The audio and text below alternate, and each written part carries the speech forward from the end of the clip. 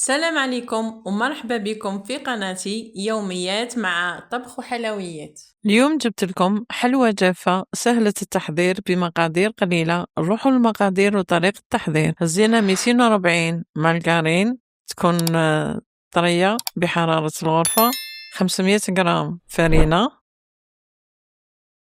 كنت غربلتها، رشة ملح، ديري 2 مغارف سكر، 2 مغارف كبار معمرين سكر وبسيهم هكذا مع بعضهم.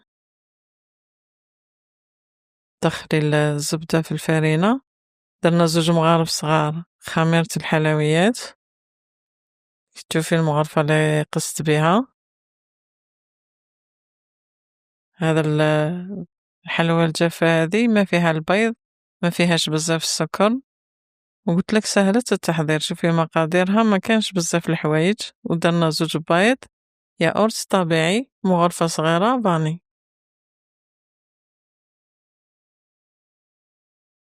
شوفي لميناهم جات العجينة قد مع البيض هذوك تاع الياغورت. شوفي العجينة كيفاش راهي طرية، حطيناها تريح شوي وهزينا مربى المشماش، كبينا لها نواه كوكو.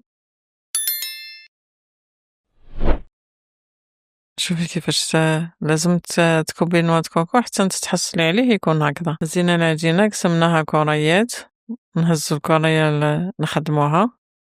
شوفي كيفاه حليتها بالحلال.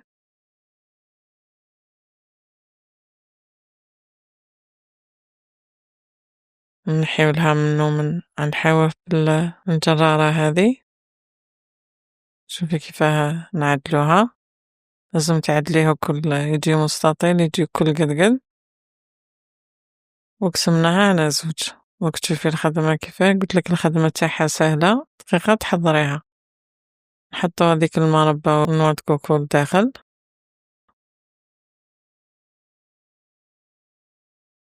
هذه الحلوى ما تسحقش كل البيض.